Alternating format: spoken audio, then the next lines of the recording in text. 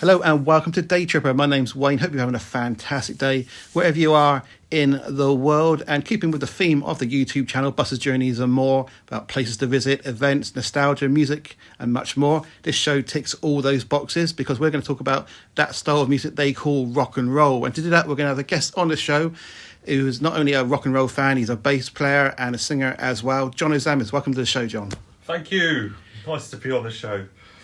Now, rock and roll music hit its peak as far as the charts are concerned from, I would say, the mid-50s to the early 60s, had a revival in the 70s. What is it that you think that makes rock and roll still so appealing to people, not just original rock and roll fans, but people like yourself who weren't around back then? I think it's full. I think the scene, when I came into it in like the 80s as a teenager, was one of the things where it's not just the one thing, it's like... there's four things really. There's like the dressing up, like all the vintage style, all the dressing up really, and then there's the people that love all the cars around it, and then the people that love all the dancing around it, and then other people just like all the bands and the live music. So there's lots of things around that the rocking scene, as I call it, really. Because there's still... So it's not just like the one. They have their own dance, they have their own dances, they have their own... Like the stroll, I remember when you've seen the stroll. Yeah, the strolling, the jiving, the bopping.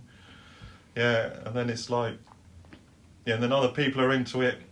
The cars, all the hot rod cars and the old 50s cars, get them into the scene. And then a lot of the women you'll see, they just love all the vintage dress and that gets them into the scene. And it's just all those kind of... four things. When you say the vintage dress, I'm assuming you mean like the 50s. Like I don't know what you call it. The right. really long. I don't know how you pronounce it. Really. Go back in the 80s, and now in the 80s, the clothes we wore to be 50s now is like judged as being 80s clothing, which is it's pretty mad. It sounds like it. Yeah, it sounds like because I remember it's like baseball jackets. Bomber jackets, like Harrington jackets, like Rebel Without a Cause, old James Dean had like a little jacket, like a Harrington jacket, didn't he? I don't remember. I thought it was always black. I thought it was always a black sort of Fonzie jacket, wasn't it? Red. It was red. How was it really? I don't know. Yeah. That's cool. But, yeah. Because obviously over the years you've seen so many different bands. From the original rockers from the 50s to sort of new bands that have come along. Right. Have you got any particular special memory of any particular artist that you've seen or met? I don't know. Well, I was on Facebook just recently. Was it one of the rocking friends, Adrian? He put on Facebook about the female Elvis, Janice Martin, who was at RCA Studios with Elvis, etc. And she was like a mad, like hillbilly, rockabilly. She was like the rockabilly Elvis sort of thing. Like we met her actually, and she was fantastic. She was a fantastic singer. But what was it? One of the Bangly Bang Bang. There was one of her songs that needed the old drummer to do the drumming. What's it called? Bang, bang, bangity, bang, bang, I think it was. And the drummer's there going... But she was like really rocking it out on stage. And I met her to get her autograph and I said, oh, you were like drinking like bottles of Budweiser and stuff up there, really going for it. She says, oh, I'm just an old redneck at heart, man. She's like, with that real like southern drawl accent from, you know... Well, she was one of the women that I actually met Elvis in the 50s, so she was brilliant. Yeah. Well, I remember meeting Charlie Gracie. Oh yeah. And it was at a concert on the Isle of Wight in a high school. So the stage itself wasn't a proper stage in a sense. It was the floor. Yeah. And the seating was sort of went around the front of the stage and then sort of went up in tiers. Yeah. And I remember watching him, and I had a CD of his, so I was sort of learning about him by the time. Yeah. And I just remember seeing him. His guitar playing was just immense. It was just amazing. I thought, how was he keeping up? How was the speed he was going and his guitaring? It was amazing. Yeah, he's good. I saw him in Southampton and he was backed by the old stargazers from the 80s, or the guitarist, etc., from the Stargazers, or the band in the early 80s. And I think I've heard of that. there. He was brilliant. And that was Southampton Guildhall. But He was brilliant there, yeah. But I also remember, because at the end of the show, you know, he did the usual, you know, the every clapped and all that sort of stuff, and he went off the stage to the left, and all the audience just got up and went up the stairs. He had to leave by going up to get out. Yeah. And I stuck around. I thought, I wonder if he might come back out onto the stage, not to sing, but just to walk on stage. And I hung around there for a good 10 minutes or so, and all of a sudden there he was. He just started walking up towards me, because he realised I was waiting there, and he was just one of the most friendliest people I could meet. You know, so down to earth. I know, and it's good, isn't it? Yeah. I remember I'm sure I said something. I really enjoyed the show. You know, the usual sort of thing, because it was actually true. And he signed a CD for me, the cover for me. Yeah. And my parents were there at the time. And they were not right next to me, but they were further up the aisles. And he turned around, and I can't do an American accent, so I'm not going to embarrass myself by trying. But he said, "Oh, is that your ma and pa?" And I said, "Oh, yes." And he went up there, shook their hands. He was such a nice guy. So, you know, cool, aren't they? Yeah, so he's definitely a massive sad loss. Yeah, I saw the Comets, I met them, and the Crickets. Oh, they came back, and they're all the same. They're really, and the Jordanaires. I was Presley's Jordanaires. I saw, and they're all like really lovely guys. But I think one thing about the rock and roll scene, if you go to a weekender as well, is that it's not just the people on stage that are the sort of stars of it all, it's everybody. Do you know what I mean? It's like, and then you'll be standing watching a band, and then there'll be someone stood next to you that was like playing the night before in one of the bands, etc. And it's like everybody's just there. There's no sort of hierarchy, as it were. I'm in the band, and community feel, was it? Is it? Yeah, really sort of family. Sort of community feel. It really is, yeah. Well, I still remember. I still have vivid memories of when we went to see the Crickets up in Chippingham. Do you remember that? Yeah. And this annoys me to this day, because I remember they said, the train lot said, "Oh yes, there's a train. There's a train at midnight or whatever it was." So I thought, "Oh great, you know, we get back to down south from Chippingham, and the Crickets are on there." And I remember. Sonny Curtis. Yeah, Sonny Curtis would have been. Yeah, he couldn't make it, so Mike Berry was there. Yeah, that's right. I remember. And I remember watching the Crickets with Mike Berry and thinking, "Oh wow, these guys are brilliant," and that. And we had a chance of meeting the Crickets, but I thought, "Oh no, we can't miss this train." Yeah. And then because we leave early, well, we see the show, but we sadly meeting the Crickets. Get to the train station, and of course, about boring everybody. Then they said to us, "Oh, there's no train." So we were stranded, do you remember? Yeah, I do remember. Our parents had to come all the way up. Very kindly come to collect us. Yeah. But I'm still gutted to this day, because I would have loved to have met the Crickets.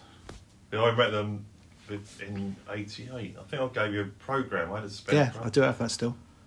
And we went along, because what was the band? Oh, I can't remember the band that was, that came on. They were a bit like the Shadows. I can't remember their name now, that band, but they were a bit like the Shadows, their band before. So you sort of met them at the end, and then you had like the main Crickets, and the drummer and the bass player, Joe B, and all that. Yeah. They were there. They were very nice to me, and that you would have loved that. Yeah. Oh wow. The three of them. Yeah, the main ones. Yeah, they were really good to talk to, and they would talk to you like that as well. They were good. Do you found them quite down to earth? And yeah, very. They all are when you meet them. Yeah. But a lot of them they brought back. It's a bit brought back then, and they were like very surprised and just happy that people remembered them. And they thought, yeah, I'll come back and do that. I thought everybody had forgotten me. They're obviously like, so these people that run the weekenders, they obviously like think, right, I'm going to go and find that guy because everybody loves him. And then they find them, and the artists are like, wow, I didn't really know that people still love my music like that. Of course I'll come, and so just delighted to come and perform and everything. in front of everybody, you know. So it's Well, I've got a similar thing to that, really, because although he sang rock and roll, he still does actually, but he was more of it from the 60s. But Brian Paul from the Tremolos, I remember I was at a holiday camp one time, and he got booked that night as like a last minute thing. Oh wow! And I heard Brian Paul's going to be there. Oh, brilliant! You know, I've got a CD of his or a tape I had. I think at the time. I thought, oh, great! You know, so I'll go to the the stage area, what we call it. Yeah. And I look over, and he's sat in the middle of the area. Nobody knows who he is. You know, and he just sat there with his band or whatever.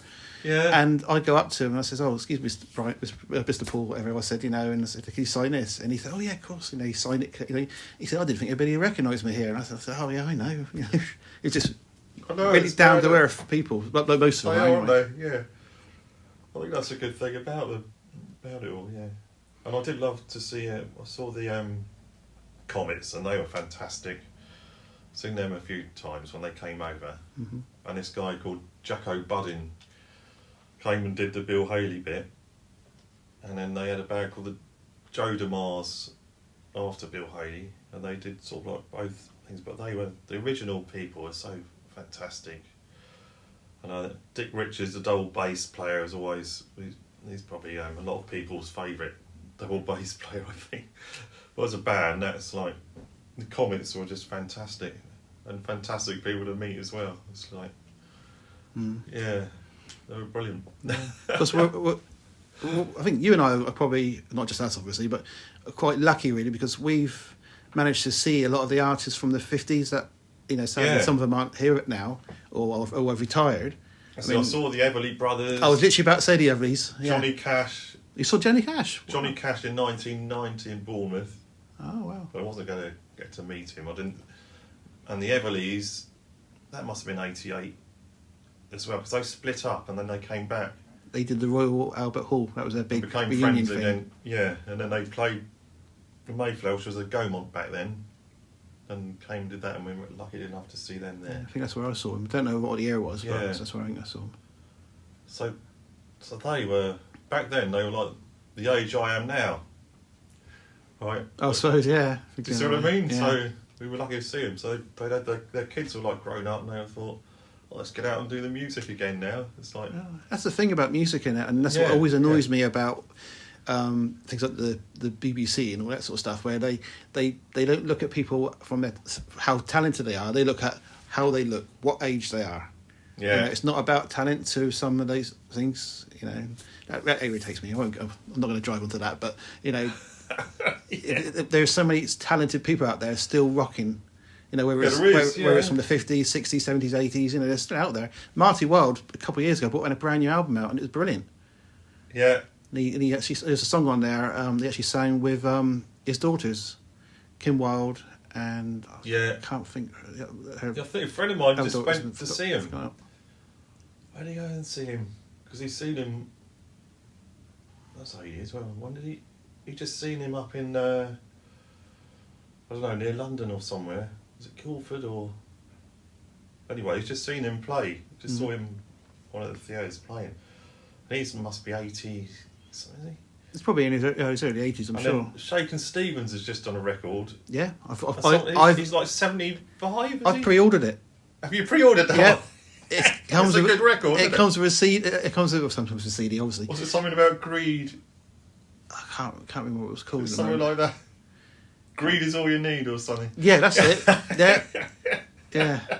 Well, 75. It's just like wow. That's it, you know, and I think with Shaky, he doesn't just stick to the rock and roll. He seems to like to branch out a bit. Yeah. But I last before Christmas, I actually bought myself a collection of Shakin' Stevens. It's a did you? Yeah, it comes in. It's the size of a vinyl, but it's got loads. But all those CDs in there. So it's basically all his albums, live stuff you just can't generally get. Yeah. And it also came with an autograph book, and there's a signature in it, which is Shaky's in it. So right. So I'm going to have his autograph twice soon. Sunsets, his band called the Sunsets. They're not. I was surprised that none of that was included. Yeah, exactly. Well, that's because they would have wanted money, I guess. Probably. Yeah. Which is a shame, really, because not a shame they didn't win money because they would deserve it, obviously. But I've got a vinyl record somewhere indoors of Shakin' Stevens and the Sunsets. So I was hoping that they would put that onto a CD, but it's not. Of course, he was one of the oldest ones when all the other stars in the early 80s were on there. Bands from the early 80s coming in when he did, This Old House and all that. He would have been like older than them, I think. Would have been much older because he was with the Sunsets. When he was their age, it was like they were a fantastic rock and roll band, just going around all the clubs in I think Wales. they're still going. I don't know who original members, but I'm pretty sure they're still going. I'm sure they're still, but they're Welsh, aren't they? They're a Welsh band. But they were really good. I've actually got a record of the Sunsets, and it was just like, and it was the album just before they put him into the charts and everything. You see what I mean? So he had to lose them. So it's like, but they were a fantastic band, yeah. Because I think it was Jack Good that found Shakin' Stevens, and he wanted him as part to play Elvis. Oh, I see what you mean. Yeah, he was playing because I don't know. There was an Elvis musical I saw years ago, and you had like young Elvis, middle Elvis, and Vegas Elvis sort of thing, and he played the young Elvis at the time. Yeah, that's about right. Yeah, because in the 80s he had the old denim jeans out. Yeah, for This Old House and things like that. And there was the Elvis film. Was it Loving You? I think the Elvis film Loving You, and Elvis has got all the denim, and he did that. That's actually one of the decent ones he did. That's one of the Elvis did some rotten films as well. Yeah. I'm not going to say he's done them all brilliant. Stay Away Joe was like Stay Away. Oh no, from the that late 60s. Awful film. But then one of my favourite Elvis films isn't one of his big ones, I suppose, but it's Roustabout. Oh, you like that one? I don't know what it is. I've always liked that. Barbara Stanwyck and all that. Yeah, I like that one. I like the film. I like the story. I like the music. And yes, most people would say Jailhouse Rock or King Creole. With the motorbike, when he's on his motorbike. Yeah, I just think it's a good film. It's definitely one of my favourites. Yeah. I haven't seen it yet. Fun one, isn't it? Have you seen that new Elvis film yet? No, the one that was at the cinema. Not so long ago. But that's really just the relationship with him and Colonel Tom Parker, isn't it? I think that's going on. Because if you're a real Elvis Corridor Vision fan, hardcore Elvis fan, you'll look at it and you'll think, oh man, that's in the wrong order. Those events are in the wrong order. That would wind people like you up personally, wouldn't it? Yeah, but not so much but people I know. Yeah. All right, people you know then. They'll say, that event's in the wrong order, right? Mm-hmm. They'll pick on things like that, and it'll be like, oh, why didn't they mention that as well? Because that happened. Do you see what I mean? But I think you can only there's only so much you can put in, I suppose. And I think they're concentrating on how the Colonel treated him, doing it in that way. It's not just like in a perfect, Yeah. I've not got round to seeing it yet, but apparently it's a bit slow getting going, but when it gets going, it's good. That's what I've been told. Yeah. But I actually like the Kurt Russell version. I thought he played it really well. Yeah. And he was in one of the Elvis films as a kid, wasn't he? And he kicked Elvis in the shins. I think so. Yeah, I think I've got a feeling I've seen a picture of him and Elvis. Come to think of it, because he's been acting like since the 60s. At the World's Fair, I think it's called. I've not seen that one. One of the old 60s. Yeah. I've not seen all of his films. So he was a kid actor, and he got in a mood with Elvis, and he kicked Elvis in the shins. Oh, that wasn't part of the film. He just did it. Yeah. Ouch.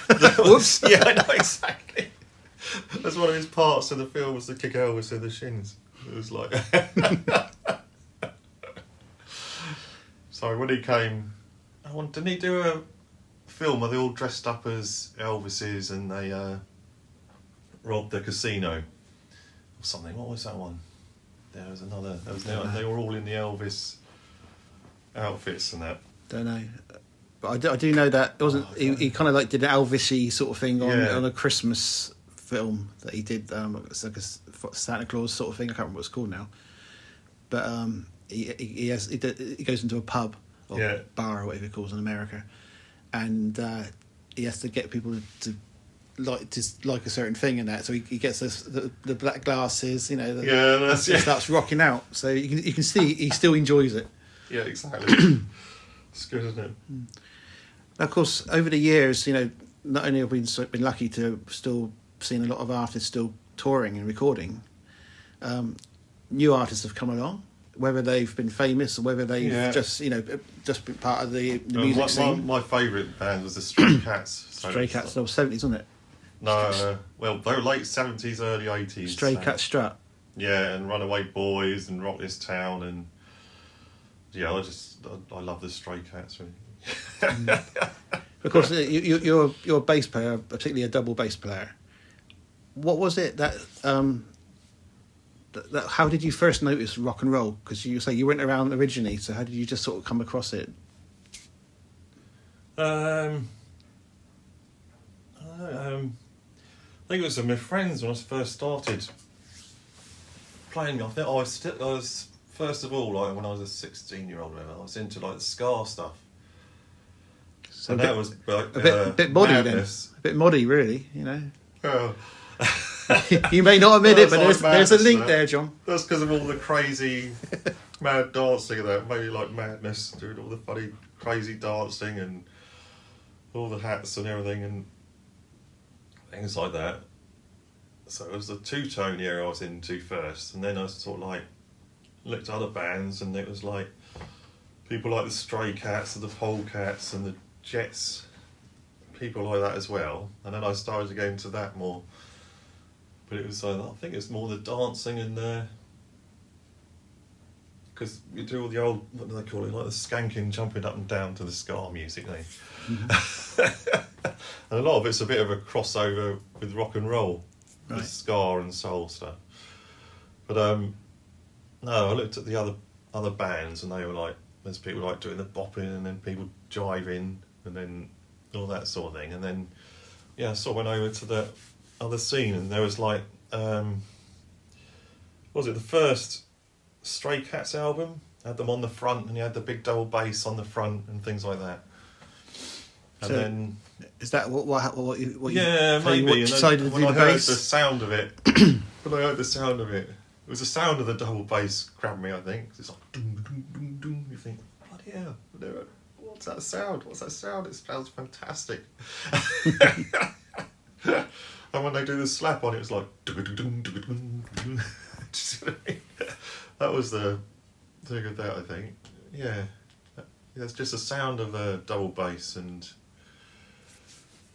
then also the guitar. So I chose the double bass instead, but also like the big Gretsch guitar, like Eddie Cochran used to have, and like Brian Setzer has, isn't it? That was like a striking thing as well, one of the other striking things about it. But yeah, it's just the sound, the look of it and the sound of it. And then you'd see like people like Bill Haley in the Comets, and they're all like, he's like standing on the double bass and things like that, and it's like just a kind of fascination. Yeah, it's just so different. The Crickets did that, didn't they? Yeah, exactly.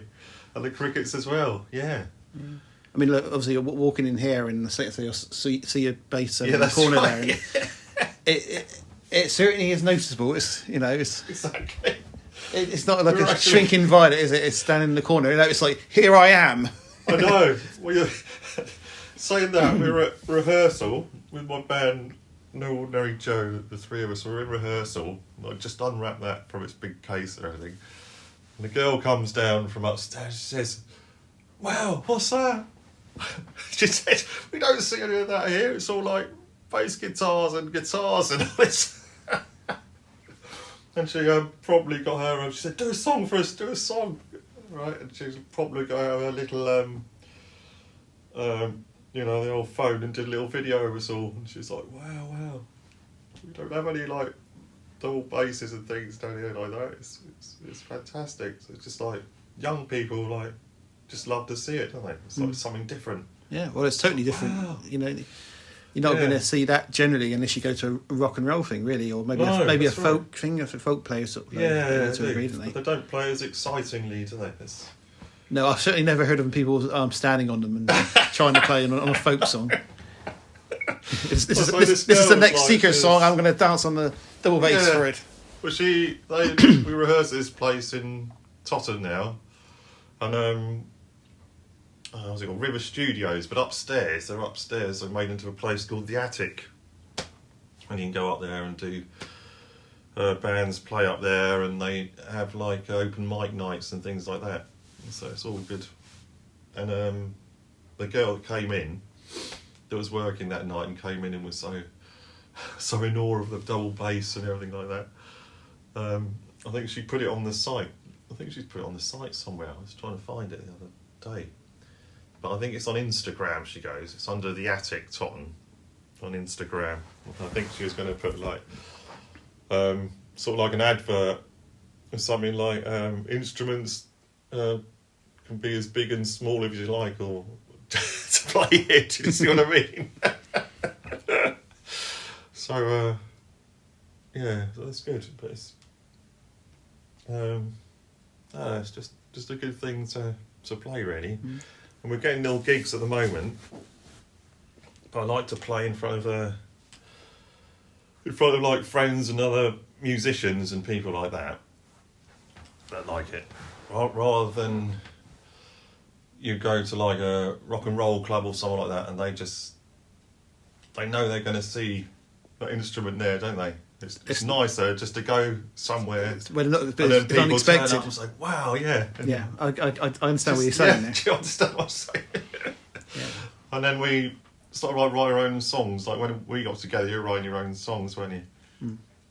And that's so. But to play the pubs, we've had to mix it with songs that people know, the crowd will know, and that the crowd can sing along with, and we make them really good fun, you know.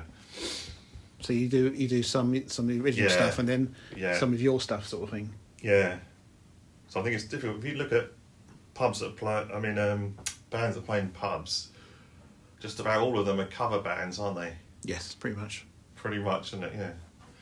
So it's like you need to have covers in your set, but we make them more like exciting and. So I think we've got about 20 songs now, so we're able to go and do 2-hour sets. So would you class your band as a rock and roll group? I don't know what we call it really, because I mean, when you're writing songs, I've actually got a couple of songs of yours here. Oh, have you? What would you call yourself? It's like you'll be doing a tune, you'll get like a little story in your head, and then play a bit on your guitar, won't you? Yeah. And you think, oh yeah, it goes together and that. But then you can't say to yourself, oh, that's a rockabilly tune I've written, or that's a rock tune I've written.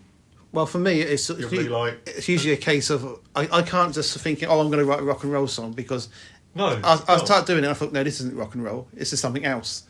Yeah. Because I did a song, I remember when we used to be in a band, I did a song called Bad Advice, and that to me was more mod than it was rock and roll, even though we were in a rock and roll band, it was more mod. But I understand where you're coming from with that. Yeah. You just got to go where the creative flow goes. Exactly. Whether it works or not, it's a different question. But yeah, that's right. Yeah.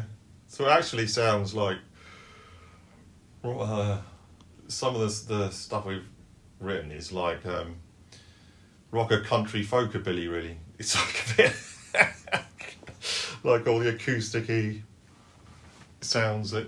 Do you know what I mean? It's like it's a mixed bag, basically. It's like a mixed bag, really. You could, it's really. Like most of it's like rock and roll. The fast ones are all like rockabilly, rock and roll. Like we got one called "You Ain't Got a Heart, You Ain't Got a Soul, You Ain't Got a Rock and Roll," and that's real like 12-bar blues rockabilly stuff. And then we'll have like a wild rocking one. Then we'll have we got like "Easy to Love," which is like a nice slow one. Yeah, so. Well, you wrote a song with that's previous band. Our song now. I've got the CD upstairs still. Yeah, was it Mama Sold My Whiskey? Mama Sold My Whiskey, which I always thought was a really good song. Yeah, it's right. And I'm not into rockabilly as such, but that song I thought I was always quite happy to play, because I thought this is pretty cool. I like this one. That's right. Yeah. Mama Sold My Whiskey. Yeah, stuff like that. So we do stuff like that as well. Yeah. Things like that, and then we started to do like we're doing Bad Moon Arising now. Creedence Clearwater Revival. Yeah, and we do Country Roads, because Mike was listening to it one day, and I thought, oh, John Denver, that's completely boring, man. Anyway, it turned out a hit. We started doing it, and as Mike just lives up the road, and he comes down and he says, oh, how about this for a song, John? Right. and then he gets his rhythm guitar, and we get the double bass, a bit like we used to do years ago, and we get like the rhythm going, and it's like, oh yeah, we could sing together like this. And then we go to rehearsal, and we get Perry down. He's our fantastic lead guitarist who's been playing for like 30 years or something like that, although he's sort of punk before. And he'll like get a little like lead tune out of it, and then he'll sort of all put it together in rehearsal, you know. And that Country Roads one, we say, right, Perry, you work out a intro to it, right? And his intro is absolutely superb. It's just like, and it just grips you. It's like and then we come in with the double bass and the rhythm guitar. It's like, dun, dun, dun. It's just bangs it together, and then and it's just fantastic as doing it in a pub or somewhere, and then everybody just knows all the words to the chorus, don't they? And you just get everybody just joining in. Country roads, take me home.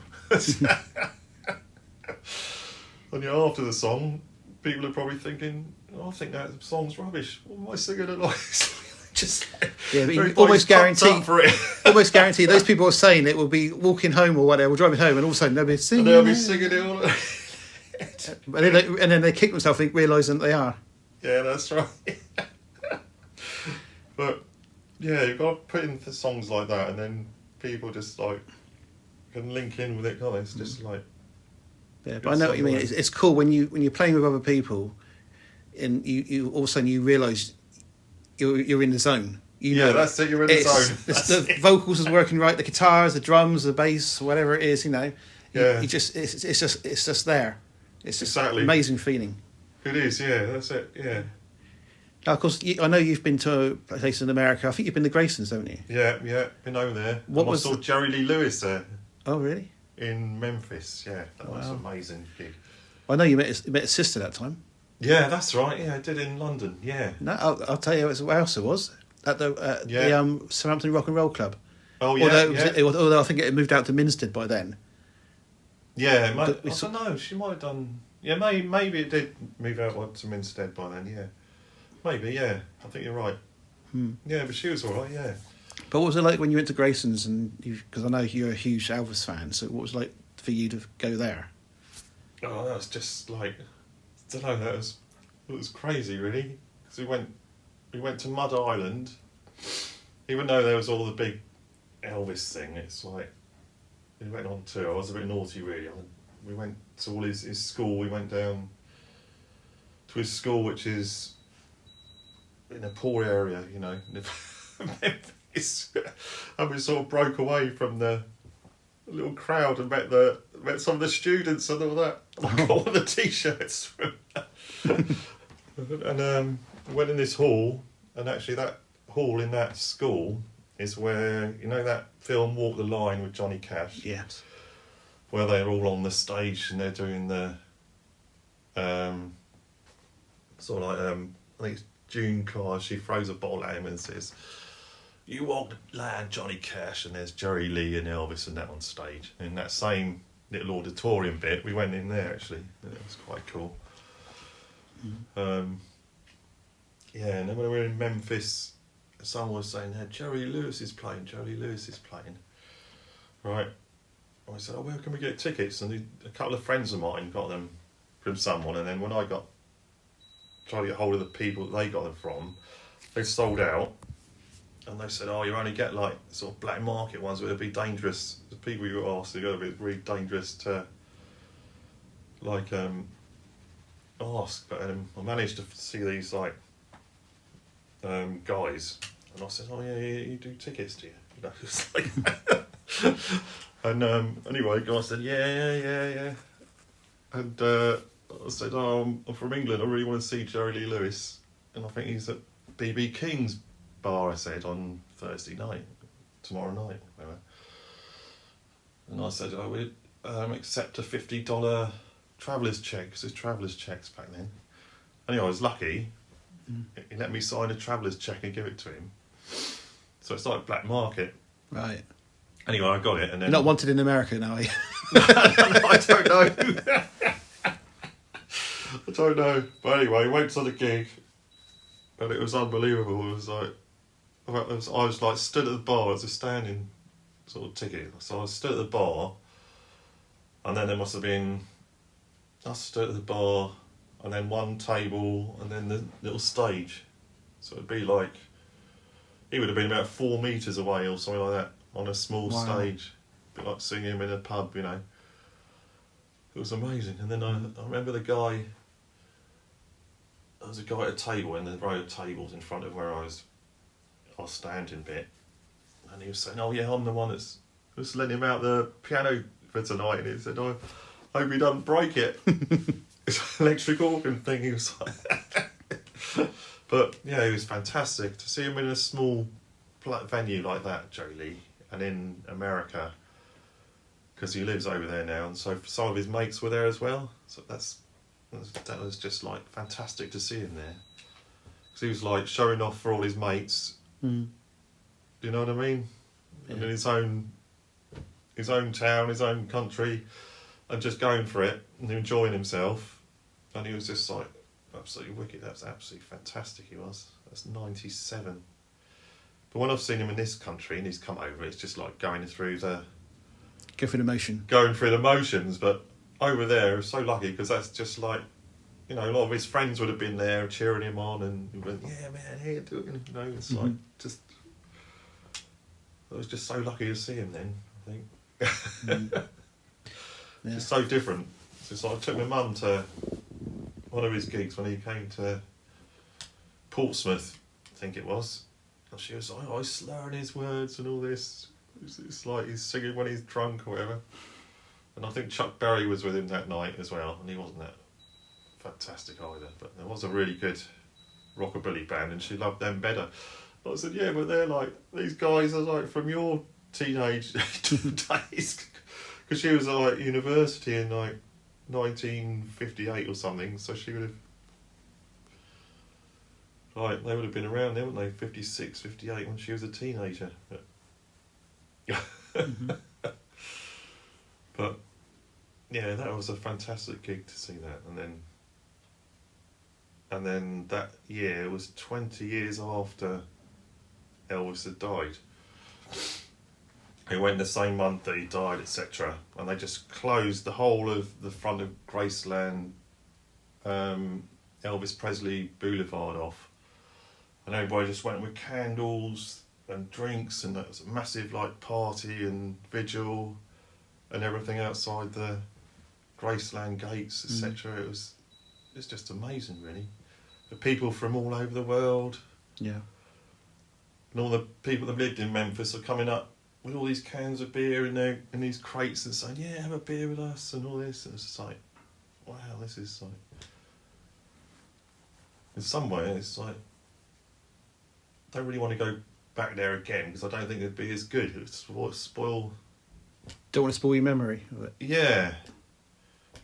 Exactly. And then when you went past all through Graceland and with the vigil and everything, it's just so memorable and just stands out in your memory so much. Do you know what I mean? It'd be an anti-climax or whatever to go back again, really. But it's all just like the 70s. It's like, yeah, you can't like expect it to be all modern, because it's just like. And when you go up, some of the walls like had up to the jungle room and that, they had like bits of carpet. But of course, people like pinch little bits of it, don't they? Oh dear. But to see you went down another corridor, and there's all these, it's like gold shining everywhere. It's all the gold records all the way down this corridor. It's unbelievable. I mean, no, it's unbelievable to be there when they have it like that, and they close the whole of Elvis Presley Boulevard off, and it's like the vigil and everything, and everybody's like remembering him, like drinking, and yeah, it's pretty crazy. Well, for me, I mean, although I do like, as you know, I do like some rock and roll music. Yeah. I'm not obviously I'm not a rocker in that sense, but obviously I'm more mod. But there's one artist which linked you and I together when we performed a band, years ago, Buddy Holly. Yeah, because I remember, because you the quiff and all that, so I knew you were a rocker. Yeah, that's right. And I remember saying about Buddy Holly or whatever, and you said, "Oh, you play a double bass." Oh wow, bit like you were saying earlier on. Right. Really, that's cool. Yeah. And I actually remember I went to it's not there anymore in London. It was a place called Rock Circus. It was a bit like a Madame Tussauds, but of rock and roll, of music. Yeah, I know. Yeah. And I had these headphones on, and you went round to whichever display you looked at. You had an interview from that artist, and I just happened to walk round the corner, and all of a sudden, out of the blue, I heard Buddy Holly talking. Now, for me, I heard his music, but I'd never heard him speak before, and I was just like, wow. So Funny accent, yeah. It was amazing. It really felt amazing. And even to this day, when I go and see Buddy the musical, or watch the DVD, when they get to the point where he sadly dies, you know it's coming, but still you get sort of little jokes about it, Yeah, you do, yeah. Buddy, there was Richie Valens, who was the Big Bopper, and also Roger Peterson, who was the pilot. They all sadly died. Yeah. But their music still is, obviously Richie and the Bopper and Buddy's is still out there. But his music also goes back to, there's a lot of people who are into like this Western swing music, and he's like playing that first of all, wasn't he? Before yes, I've heard like the really so it links back to country music as well. So it's old school, that's right. The Buddy and Bob show. That's right. So, like in the film, he's in the ice rink place, isn't he? And he's like singing that sort of. And then all of a sudden, he's like, "Right, guys, let's just rock it up, man." It's like, and they went from there, didn't they? And that was rock and roll. Yeah, and the thing is, the music's still out there. Yeah, that's right. Yeah, it's still out there. But, yeah. Anyway, thanks very much for taking the time and talking about your memories from rock and roll, and I wish you and your band all the best for the future. Right. Thank you. Yeah, we're playing the Dolphin Southampton on Sunday. But by the time this goes out, it'll be old news. So, so if you can travel back in time, to the Dolphin on the Saturday coming, then have a chat about rock and roll with the band. They'd have to travel back in time because this won't go out until probably May or June. So, that's right. But we're doing the Riverfest in June, which is very fun. Nobody gets paid for it. It's all like musicians. A lot of them do their own music, like us, and it's all on the river. It's like in the back gardens of people's houses that go onto the river, and then the people on the river, it's down by Northern Bridge, what's that, on the Itchen there. People go along on their canoes and everything, and the boats, and they come over to the little ports of the backs of the houses where they got their boats, and they watch all the bands on the riverbank. So has your band got a Facebook page? We're going to put one together. So we used to be called Eat the Document, so we had a little page for that. But now we changed our name because we got rid of the drummer, who was like a rock drummer, and he didn't fit in at all. Didn't want to play our style. In other words, he's the Pete Best of your group then? He's like, he wanted to be like Cozy Powell, like the main, he wanted to be lead drummer, and us drowning us out. So we're just like the three of us now. So we've got lead guitar, double bass and rhythm guitar, and the three of us trying to sing harmony together, which sounds really powerful and nice together when the three of us are singing together. So we're doing that, but really we would need we wanted a drummer again. We just want someone just to keep time and keep the band all tight with just a little snare drum and cymbal, but nothing, not a whole drum set. That wouldn't fit in. You don't want Keith Moon, basically. No, we don't want Keith Moon. He will be disappointed. Yeah, exactly. All right. Yeah. All the best to you and your band, John. Cheers. And if everybody else, if you're still listening at the moment, because obviously it's gone on a long time, this podcast show, but if you want to help support this channel, this podcast, please consider subscribing to Buses, Journeys and More. Hit that notification button and let you know when the next podcast episodes are coming out, and also other videos that we do as well. Until next time, bye-bye for now. Yeah.